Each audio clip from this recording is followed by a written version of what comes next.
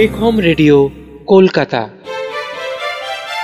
পেতে রেখো দুই কান, তোমার মন তুমি দিও, জুড়াতে মন প্রাণ এসে গেল পেখম রেডিও।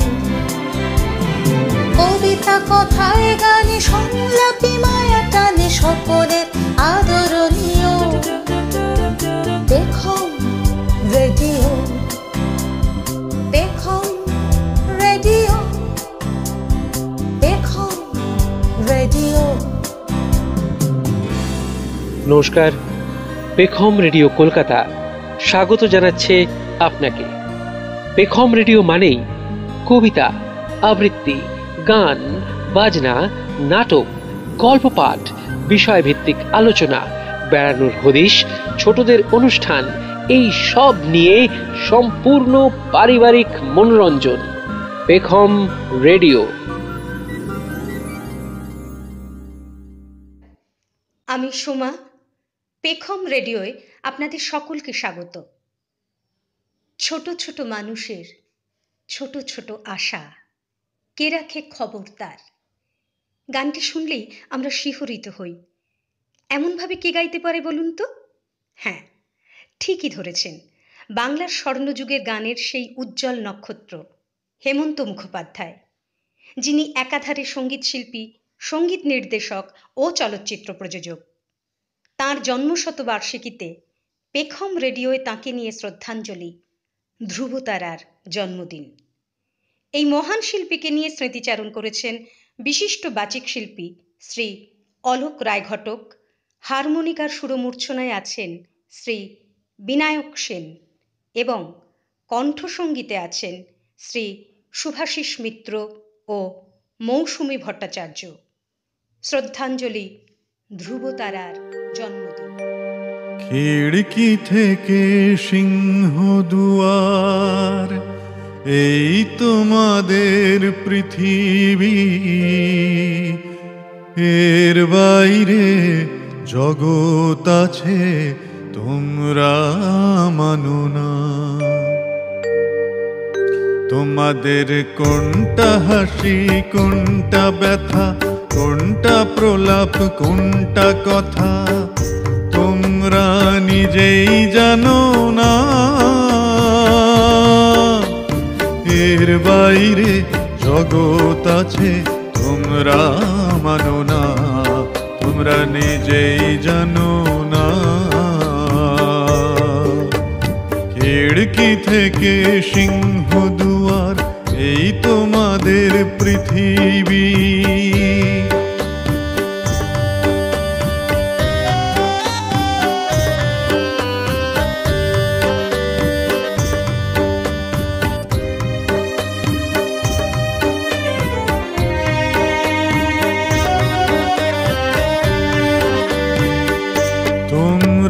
পায়রা ওড়াও, বাজি পোড়াও, কপালে আগুন দিয়ে মন পোড়াও। তোমরা পায়রা ওড়াও, বাজি পোড়াও, কপালে আগুন দিয়ে মন পোড়াও। তোমাদের কোনটা বাসর, কোনটা হারে, কোনটা নেশা, কোনটা যে প্রেম তোমরা নিজেই জানো না। এর বাইরে জগৎ আছে তোমরা মানো না, তোমরা নিজেই জানো না। খিড়কি থেকে সিংহ দুয়ার, এই তোমাদের পৃথিবী।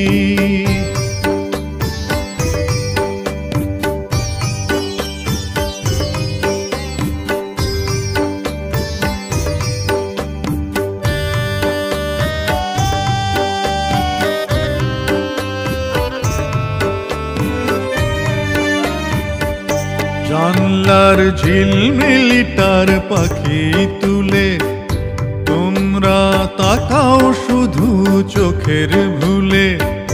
জানলার ঝিলমিলিটার পাখি তুলে তোমরা তাকাও শুধু চোখের ভুলে। তোমাদের কোনটায় আসল কোনটা নকল, কোনটা শুধুই জবর দখল, তোমরা নিজেই জানো না। এর বাইরে জগৎ আছে তোমরা মানো না, তোমরা নিজেই জানো না। খিড়কি থেকে সিংহ দুয়ার এই তোমাদের পৃথিবী, এর বাইরে জগৎ আছে তোমরা মানো না, তোমরা নিজেই জানো না, তোমরা নিজেই জানো না।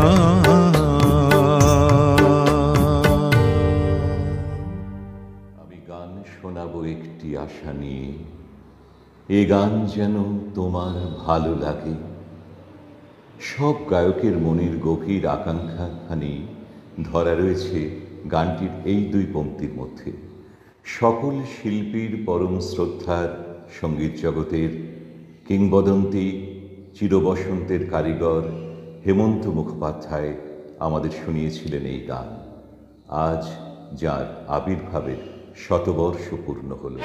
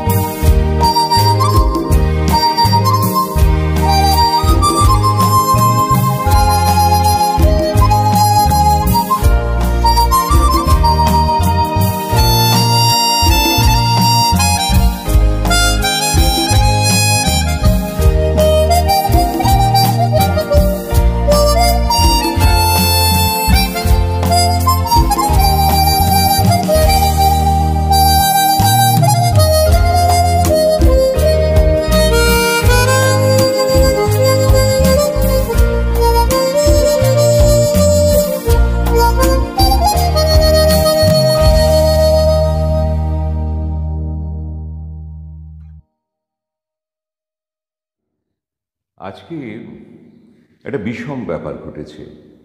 আমার উপর পেখম রেডিওর পক্ষ থেকে প্রদীপ দায়িত্ব দিয়েছে আমার পরম প্রিয় শিল্পী, আপনাদেরও তাই, হেমন্ত মুখোপাধ্যায় সম্পর্কে কিছু বলবার জন্য। খুবই ভুল লোককে পেখম রেডিও এই কাজটি দিয়েছে, একেবারে নিশ্চিত।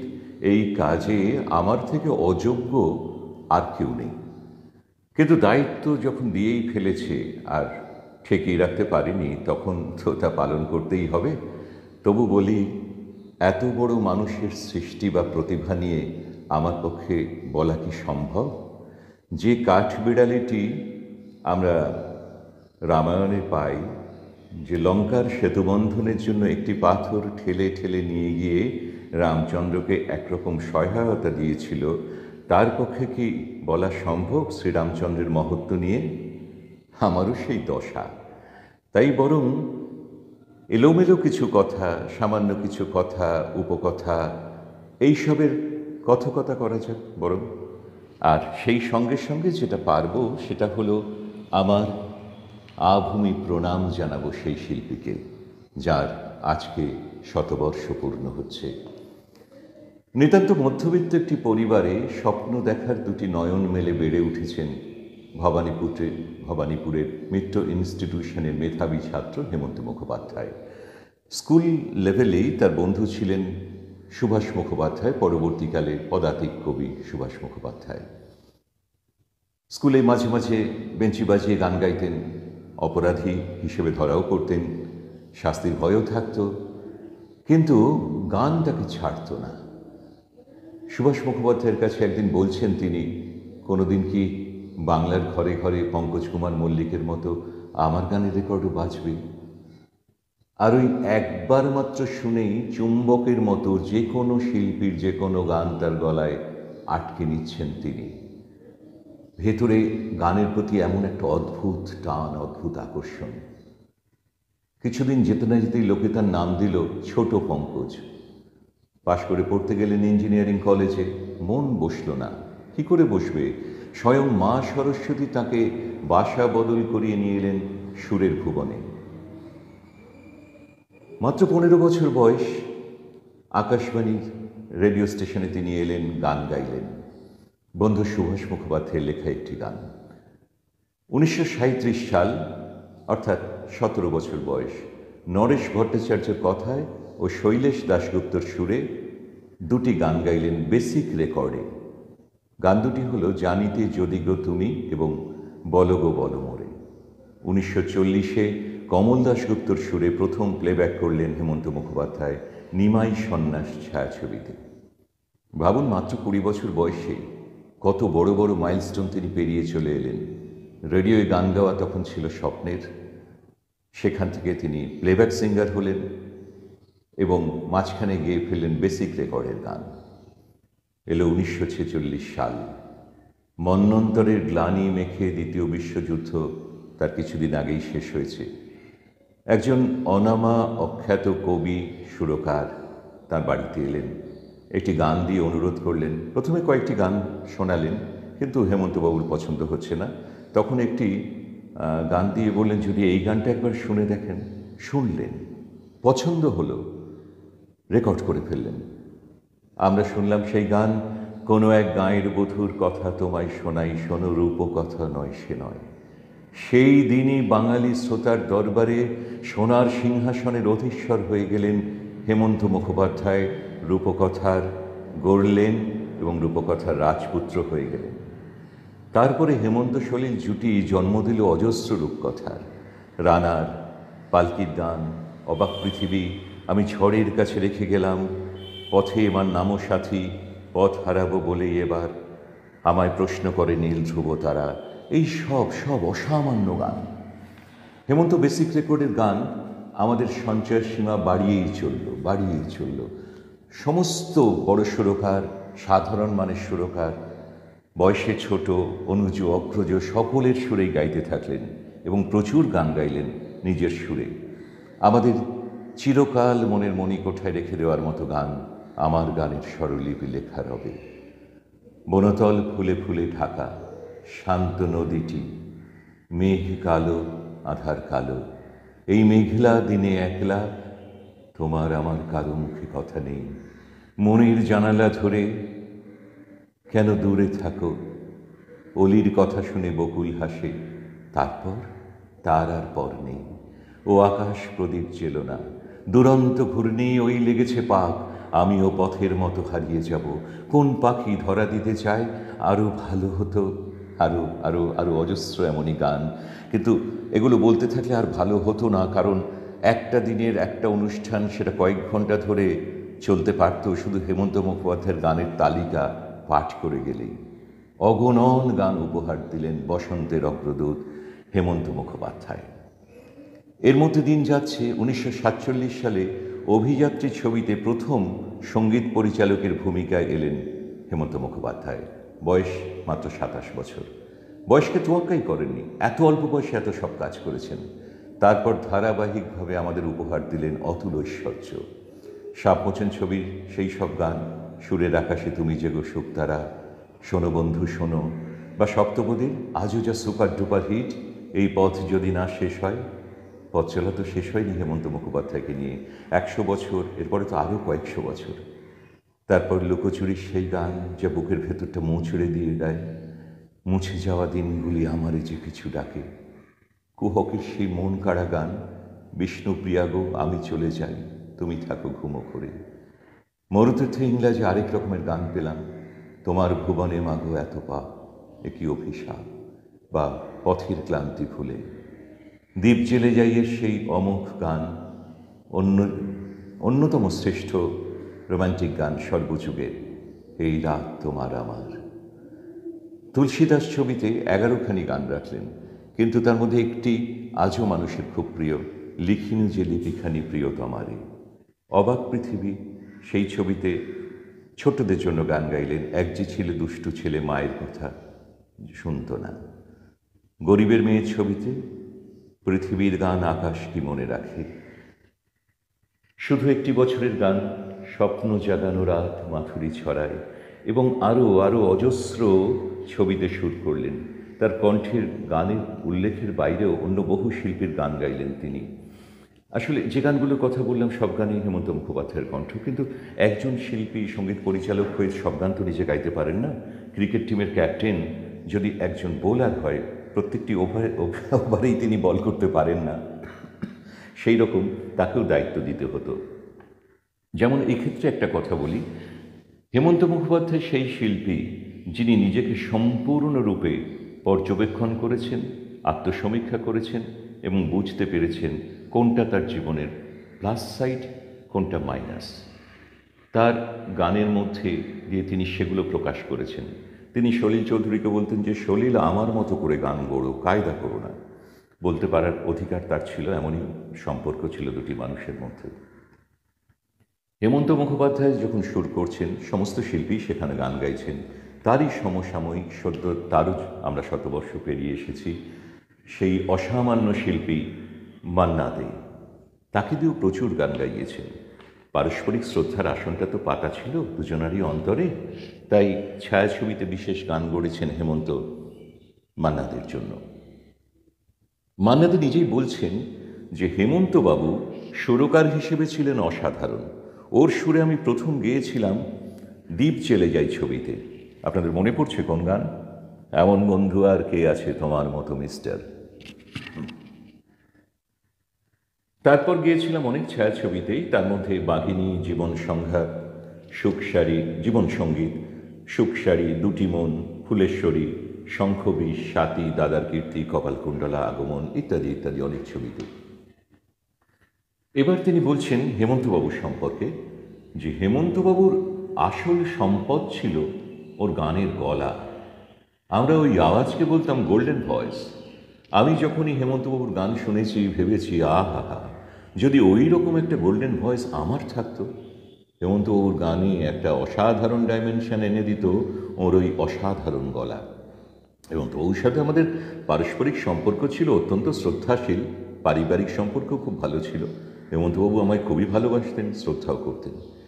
এই যে হেমন্ত মুখোপাধ্যায় সম্পর্কে মান্না দে শ্রদ্ধা জ্ঞাপন করলেন, হেমন্ত মুখোপাধ্যায়ের বিরহের গানে আমরা পেতাম এক ধরনের নির্মোহ মুক্তি। মানুষটি বোধহয় খুবই মোহমুক্ত ছিলেন।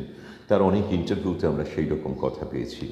গানের কথা তো আছেই, গান নিয়ে কথার বাইরেও মানুষটা মাঝে মাঝে এসে পড়ে। একটি ইন্টারভিউ আছে, ওর সাক্ষাৎকার নিচ্ছেন বিমান ঘোষ HMV থেকে। তখন উনি বলছেন যে পৃথিবী পর্যবেক্ষণে পরিভ্রমণে বেরিয়েছেন সঙ্গীত শিল্পী হিসেবে। আফ্রিকায় যাওয়ার পরে উনি বর্ণনা করছেন যে ওখানকার রেডিও স্টেশন থেকে কমেন্ট্রি হচ্ছে যে এই শিল্পীর প্লেন থামলো, এই সিঁড়ি লাগলো, এই উনি নেমে এলেন। তা বিমান ঘোষ বললেন যে সে তো রাজকীয়।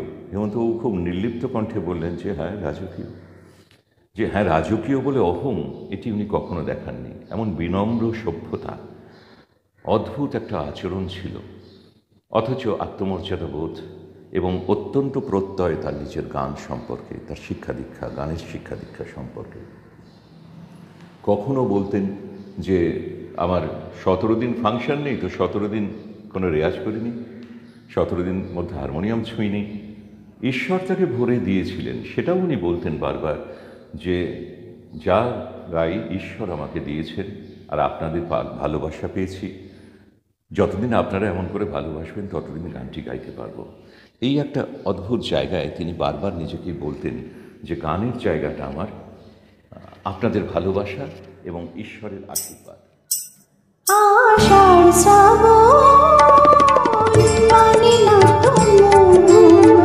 ঝড় ঝড় ঝড় ঝড় ঝরেছে,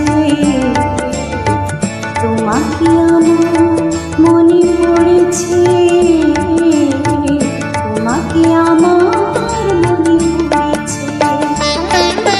আষাঢ় শ্রাবণ মানে না ঝড় ঝড় ঝড় ঝড় ঝরেছে,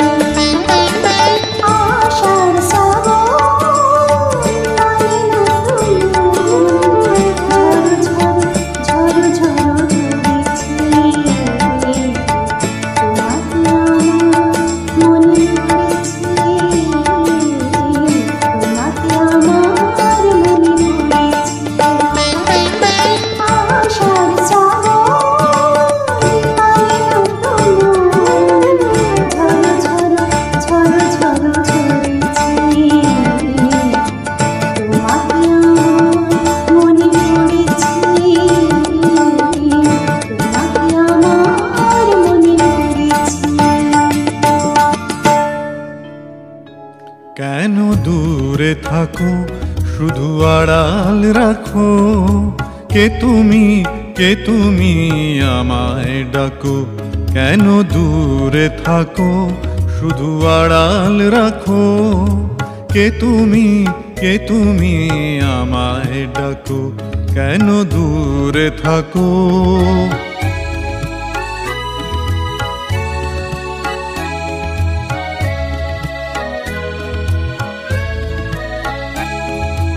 মনে হয় তবু বারে বারে, এই বুঝি এলে মোর দ্বারে। মনে হয় তবু বারে বারে, এই বুঝি এলে মোর দ্বারে। সে মধুর স্বপ্ন ভেঙো নাকো, কেন দূরে থাকো, শুধু আড়াল রাখো। কে তুমি আমায় ডাকো, কেন দূরে থাকো।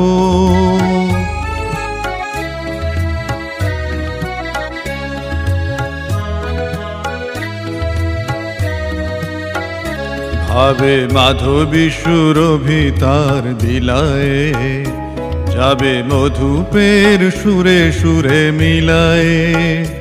ভাবে মাধবী সুরভিতার মিলায়ে, যাবে মধুপের সুরে সুরে মিলায়ে।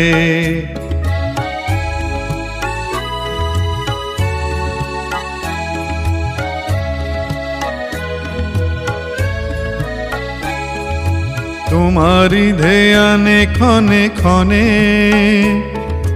কত কথা জাগে মোর মনে।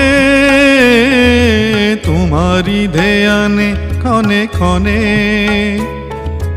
কত কথা জাগে মোর মনে। চোখে মোর ফাগুনের ছবিটি আঁকো, কেন দূরে থাকো, শুধু আড়াল রাখো। কে তুমি আমায় ডাকো, কেন দূরে থাকো।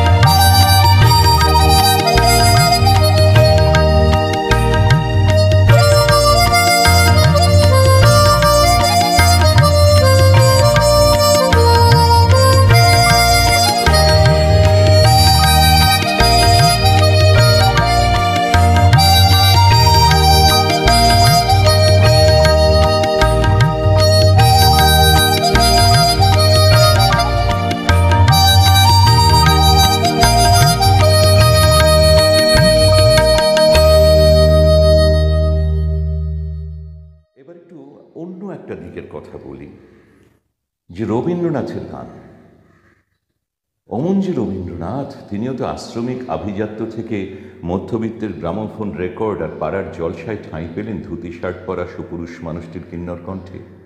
পঙ্কজ মল্লিকের উত্তরাধিকার নিয়ে বাংলা ছায়াছবিতে রবীন্দ্রসঙ্গীতের সুচারু ব্যবহারও তো করলেন তিনি, সাধারণ মানুষের কাছে পৌঁছে দিলেন রবীন্দ্রনাথকে। হেমন্তবাবু বলছেন যে রবীন্দ্রনাথকে না পেলে আমি নিজে কখনোই সুরকার হতে পারতাম না। কেন বলছেন এ কথা?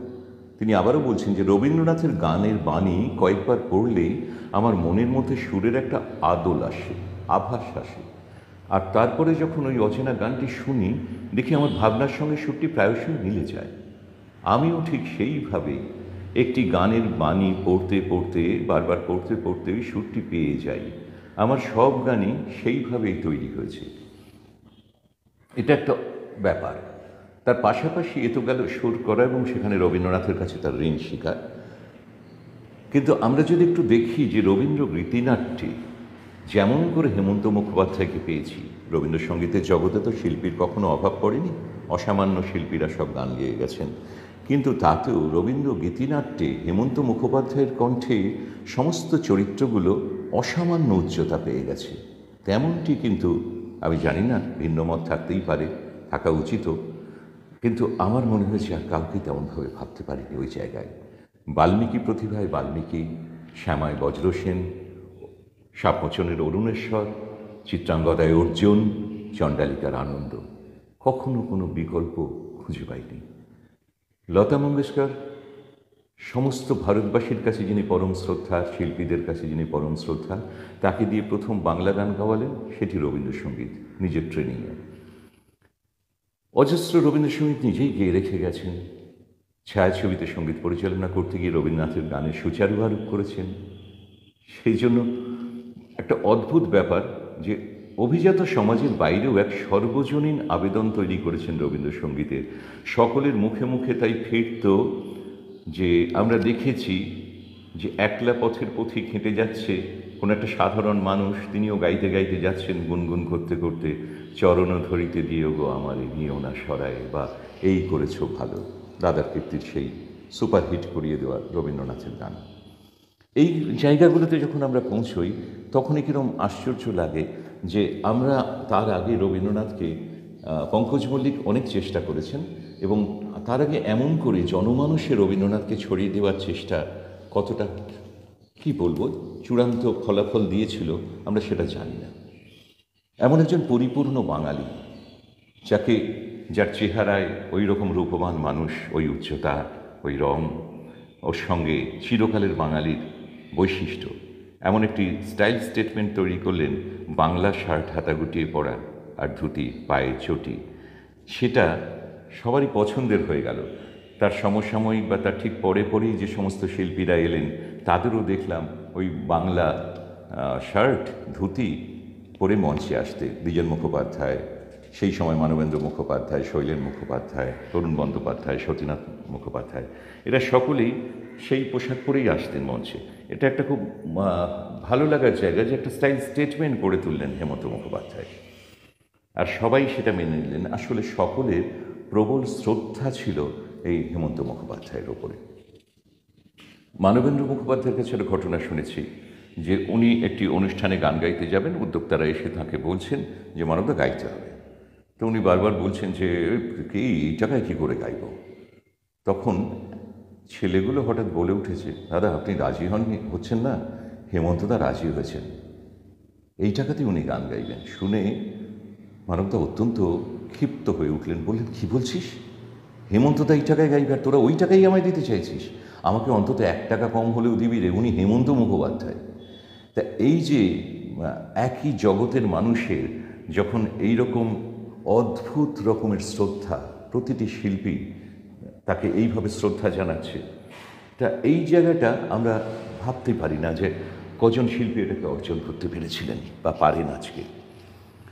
একটা ঘটনা বলি, রতু মুখোপাধ্যায়ের সুরে, খুবই খ্যাত সুরকার ছিলেন রতু মুখোপাধ্যায়, তার সুরে সকলেই গেয়েছেন। তার সুরে একটি গান গাইতে হবে হেমন্তবাবুর, তিনি রেকর্ডিং করবেন, কিন্তু তখন হেমন্ত মুখোপাধ্যায় মুম্বাইতে এত ব্যস্ত, রেকর্ডিংয়ের দিন সকালবেলা মুম্বাই থেকে এসে দমদমে পৌঁছলেন, সোজা স্টুডিওতে গিয়ে গান রেকর্ডিং করে বিকেলেই আবার ফিরে গেলেন মুম্বাইতে। অর্থাৎ গানটি সম্বন্ধে কিছু জানতেন না, তোলেননি, স্টুডিওতে এলেন, গানটি তুললেন, রেকর্ড করলেন। আর গানটি একবার রিহার্সাল করার পরই ফাইনাল টেক, একটি টেকে ওকে। পরবর্তীকালে রতুবাবু বলছেন, সেই একবার রিহার্সাল করা গান শুনে আমার মনে হয়েছিল যে হেমন্তদা যেন গত 10 বছর ধরে ওই একটি গানই রোজ প্র্যাকটিস করে গেছেন। অর্থাৎ একজন শিল্পীর কোন নিষ্ঠা থাকলে সেখানে পৌঁছানো যায়। আরেকটা কথা শুনেছি, যখন উনি সাতমোচনে রেকর্ডিং করছেন সেই সময় একটা ভয়ঙ্কর ব্যস্ততার মধ্যে তার জীবন গেছে। আজ বম্বে কাজ করছেন, কাল সকালবেলা এখানে এসে স্টুডিওতে রেকর্ডিং করছেন, আবার রাত্রের ফ্লাইট ধরে বম্বেতে সারা রাত কাজ করছেন। এই সময় সাপমোচন চলছে, তারই সঙ্গীত পরিচালনায়। সাপমোচনের গান গাইবেন উনি, পকেটে কাগজ, সুরারোপ হয়নি। প্লেনে আসতে আসতে উনি গানটি পড়তে পড়তে এলেন, এখানে এসে সোজা মাইক্রোফোনের সামনে দাঁড়ালেন, গাইলেন ঝড় উঠেছে বাউল বাতাস। তা এই হলো হেমন্ত মুখোপাধ্যায়। মুহূর্তে গান গড়ে নিতে পারতেন। বলতেন, আমি ওই পড়তে পড়তে গান তৈরি করে ফেলি বলে আপনাদের খুব ভালো লাগার একটি গান, অর্থাৎ এই রাত তোমার আমার মাত্র 10 মিনিট সময় লেগেছিল। এরকম অবাক লাগে না ওই গান 10 মিনিটে? আরেকটা আশ্চর্য ঘটনা বলি, রেকর্ডিং চলছে, সেও একটি বিখ্যাত গান, এই পথ যদি না শেষ হয়। তার মাঝখানের ওই যে ব্যাপারটা ছিল না, স্ট্রেট গানটা হচ্ছে। তা হঠাৎ হেমন্তবাবু গাড়ি পাঠিয়ে দিলেন রেকর্ডিং বন্ধ রেখে, যে সন্ধ্যা মুখোপাধ্যায়কে তুলে আনা হোক বাড়ি থেকে। সন্ধ্যা মুখোপাধ্যায় তখন বললেন, আমি তো প্রস্তুত নই। বললো, দাদা ডেকেছে। আর দাদাকে সকলেই এত শ্রদ্ধা করতেন। দাদার ডাক শুনে উনি চলে এলেন, বললেন, তোকে কিছু গাইতে হবে না, তুই শুধু এই হামিংগুলো কর, লাল্লা লালা এই সমস্তগুলো কর, তুমি বলো। বললেন এইভাবে? বলে, হ্যাঁ, আমার সাথে সাথে কর। এই করে রেকর্ডিং হলো। তার ফল তো আজও এত বছর পরেও, 1961 সালের ছবি, আমরা তার এত বছর পরেও কি অদ্ভুতভাবে গানটি আমাদের আবিষ্ট করে ফেলে। এবং মনে হয় ওইটি না থাকলে, ওই পিকচারাইজেশন না হলে সপ্তপদীর গান এত হিট করতো না। এইটা কিন্তু খুব মনে হয়। কীরকম শ্রদ্ধা বম্বেতে হেমন্ত মুখোপাধ্যায়কে কীভাবে মানুষ শ্রদ্ধা করেছেন। আশা ভোঁসলে তার ছেলের নাম রেখেছিলেন হেমন্ত ভোঁসলে। দাদা, লতা মঙ্গেশকরের কাছে দাদা, আশা ভোঁসলের কাছে দাদা, সকলের আপনজন হয়ে ওঠা এবং সকলের অভিভাবক হয়ে ওঠা, এটা খুব মুখের কথা নয়। অথচ তিনি যখন গান গাইতেন, স্টুডিওতে আসতেন, একেবারে ঘড়ির কাঁটা মিলিয়ে বলতেন, স্টুডিওয় সময় নষ্ট করা যায় না, স্টুডিও ভাড়া দিতে হয় প্রডিউসারকে। তা সেখানে উনি গানটি তোলবার আগে মিউজিক ডিরেক্টর, সঙ্গীত পরিচালককে বলতেন, এসে গানটা শিখিও আমাকে। কখনো বলতেন না, তুলে দিও, গানটা শিখিও, আমি তোমার ছাত্র, এইটা ভেতরে রয়েছে। এবং অনেক সময় সঙ্গীত পরিচালক সহকারীকেও পাঠাতেন, একটু বাড়ি থেকে গানটা তুলে আনতেন, এখানে এসে একবারই মাত্র টেক করতেন এবং সেটা পারফেক্ট। যদি কখনো কোনো সঙ্গীত পরিচালক বলেছেন, দাদা আর একটা করা যায় না, উনি পরিষ্কার বলতেন, কতটা প্রত্যয়ী হলে যে, লাগবে, আচ্ছা করে দিচ্ছি, নাও টেক করো। আর একটা জিনিস ছিল, এত কণ্ঠ শব্দ, হেমন্ত মুখোপাধ্যায়ের ঠোঁটটা নড়তে দেখা যেত। খুব কাছে বসেও উনি যে গাইছেন আওয়াজটা শোনা যেত না মাইক্রোফোন না থাকলে। কীভাবে তিনি মাইক্রোফোন ব্যবহার করতেন। একজন শিল্পী বলেছেন, একসাথে গান গাইতে হবে, আমি জানি দাদাকে ফলো করে করে গাইব, কিন্তু কিছু আমি শুনতে পাচ্ছি না, উল্টো দিকে বসে আমি শুধু ঠোঁট নড়তে দেখতে পাচ্ছি। নিষ্ঠা চতুর্দিকে। যখন উনি আলোর পিপাসা, এটি তরুণ মজুমদারের ছবি, করছেন, সেখানে প্রচুর সংস্কৃত শ্লোক ব্যবহৃত হয়েছিল। তখন উনি নিয়মিত সংস্কৃত চর্চা করছেন শিক্ষয়িত্রী রেখে। তা এই যে কি করে সঠিক উচ্চারণ না করলে সংস্কৃতের সম্মানহানি হয়, ভুল হয়, সেটা করছেন। আর তার ফল আমরা যেমন আলোর পিপাসায় পেয়েছি, বিকাশ রায় পরিচালিত মরিতীর্থ ইংলাজেও দেখেছি, যখন উনি শ্লোক বা মন্ত্র উচ্চারণ করছেন, কি অসামান্য তার উচ্চারণ। তা এইগুলো দেখে দেখে একটা মানুষের সম্পর্কে আমাদের যে শ্রদ্ধা, সেটা আসে, বারবার করেই আসে, আমরাও সেটাই দেখি। আর গানের কণ্ঠস্বরের কথা তো মান্না দে যেখানে বলে দিচ্ছেন, আর কিছু বলার নেই। আমরা একটা কথাই বলতে পারি, হেমন্ত মুখোপাধ্যায় আর উত্তম কুমার, এই দুটি কণ্ঠস্বর যেন একসাথে মিশে যেত। এমন মানানসই হেমন্ত মুখোপাধ্যায় ছাড়াও উত্তম কুমারের কণ্ঠে অনেকে গান গেয়েছেন, তো এমনটি মিলা কারোর সাথে ছিল না। কি জানি হঠাৎ করে সম্পর্ক একটু নষ্ট হয়ে গেল। গান গাওয়া দুজনের, মানে উত্তম কুমারের লিপে হেমন্ত মুখোপাধ্যায় গাইতেন না, আর পরে অবশ্য সবটাই আবার মিটে গিয়েছিল। আবার হেমন্ত মুখোপাধ্যায় উত্তম কুমারের মুখে সেই মেজদার সম্বোধন।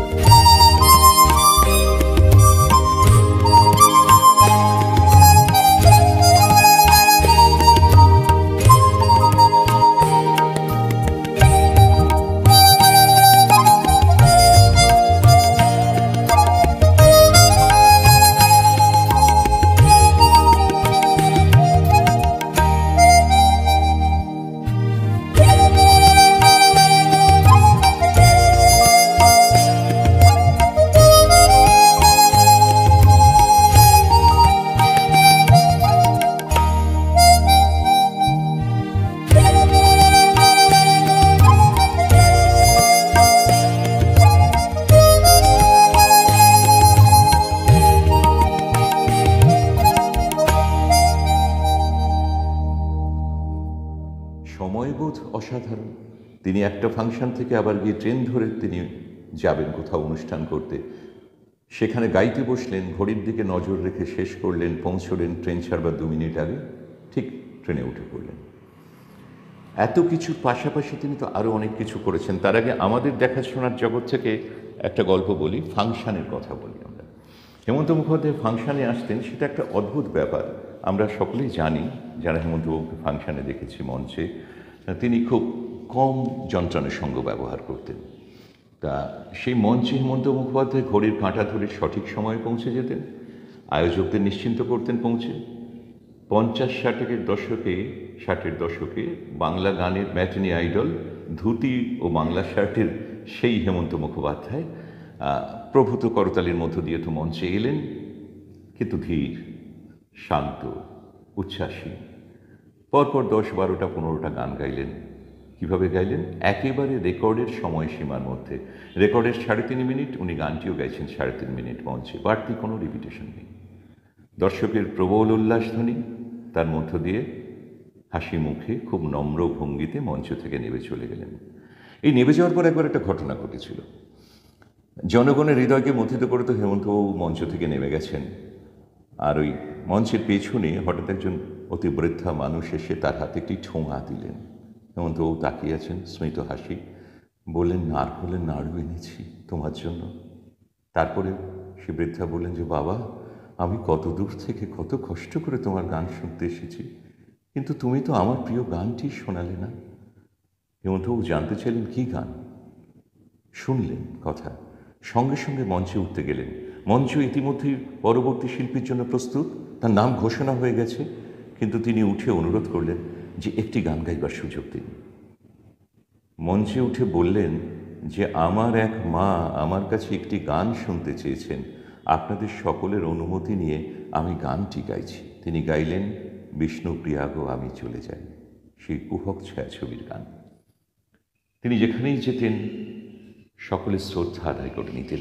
একটা কথা এর পাশাপাশি বলতে হয়, এতক্ষণ যে সব কথা বলে গেলাম, এবং তো ওর গানের দিক, সব দিক, তিনি যে কত অন্য ভাবনাও ভেবেছেন। তিনি সঙ্গীত পরিচালনা করেছেন, ছায়াছবির প্রযোজক হয়েছেন। প্রথম প্রযোজনা যখন করেন তখন হেমন্ত বেলা ফিল্মস নাম দিয়ে, পরে সেটি পাল্টে যায় গীতাঞ্জলি ফিল্মস হিসেবে।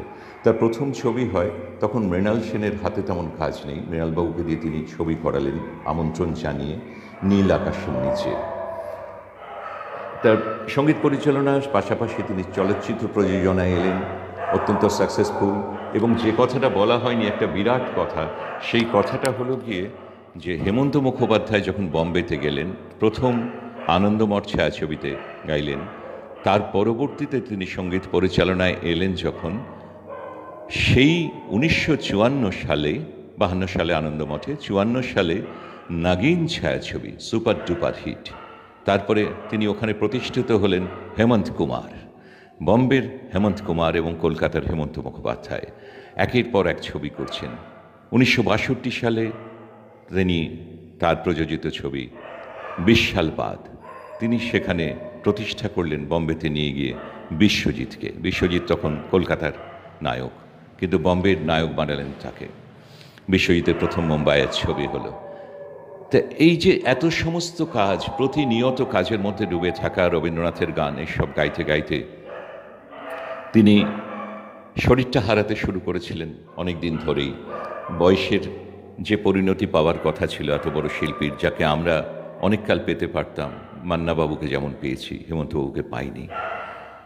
26শে সেপ্টেম্বর 1989 সালে তিনি চলে গেলেন। পথ চলা থামল, পথ নিয়ে অনেক গান গাইলেও মৃত্যুর কিছুদিন আগে পদ্মশ্রী ও পদ্মভূষণ খেতাবের সম্মান জানানোর কথা তিনি অত্যন্ত নম্রভাবে প্রত্যাখ্যান করেছিলেন। মানুষের ভালোবাসা সবচেয়ে বেশি পেয়েছেন তিনি, তাই সেটাই তার কাছে পরম প্রাপ্তি ছিল। আমরা জানি হেমন্ত মুখোপাধ্যায়ের গানে কোনো কালুয়াতি থাকতো না, কিন্তু উস্তাদ আমির খান সাহেব তার গান শুনতে খুব ভালোবাসতেন। তিনি আমির খান সাহেবকে একদিন বলেছিলেন যে, আপনারা তো মার্গীয় সঙ্গীত, শাস্ত্রীয় সঙ্গীতের ব্যবহার করেন, তা আমার গান আপনি শোনেন কী করে? আমি তো ওসব জানি না। তা খান সাহেব বলেছিলেন, আপনার গানের মধ্যে আমি গভীর অনুভব দেখতে পাই, তাই আপনার গান আমাকে আকর্ষণ করে, এ যেন পুজো করা হচ্ছে। তা এই অদ্ভুত নিবেদন, এটা আমির খান সাহেবকে অভিভূত করেছিল। একটা কথা বলে শেষ করি, সময় সীমার মধ্যে থাকতে হয়। হেমন্তবাবু চলে গেলেন 26শে সেপ্টেম্বর। 27শে সেপ্টেম্বর তার মরদেহ নিয়ে একে একে চলেছে শোভাযাত্রা, স্টুডিও হয়ে মহাশ্মশানে ফিরবে। নিউ থিয়েটার স্টুডিওতে যাচ্ছেন, আমরা হাঁটছি সেই লরির সঙ্গে সঙ্গে। মাঝে মাঝে বৃষ্টি পড়ছে, রাস্তায় কাদা, মাঝে মাঝে চড়া রোদ, আমাদের কোনো বোধ কাজ করছে না। তার মরদেহের পাশে তার পুত্রবধূ মৌসুমী মুখোপাধ্যায় রয়েছেন বহু শিল্পী কলকাতার। কিন্তু যখন ক্রমশ লরিটি এগিয়ে চলেছে, পেছনের একটি গাড়িতে বসে আকাশবাণী থেকে দায়িত্ব নিয়ে এই কাজটি করা হচ্ছিল, দেবাশিস বসু বসেছিলেন গাড়িতে। তিনি হেমন্তবাবুর সম্পর্কে অনেক কথা বলছিলেন, আর একটি করে গান বাজছিল। একটা করে গান বাজছে যখন, তখন আমাদের হৃদয় নিংড়ে চোখের জল বেরোচ্ছে। আমরা চলেছি সেই মরদেহের সঙ্গে। আমরা জানি এই দেহ পঞ্চভূতে বিলীন হয়ে যায়, কিন্তু হেমন্ত মুখোপাধ্যায় যা আর প্রীতি রেখে গেলেন সেটা আমরা জানি। তাকে কীর্তিমান করে রেখেছে আরো কয়েকশো বছরের জন্য। রাখবেন আমাদের পেখম রেডিওর পক্ষ থেকে তার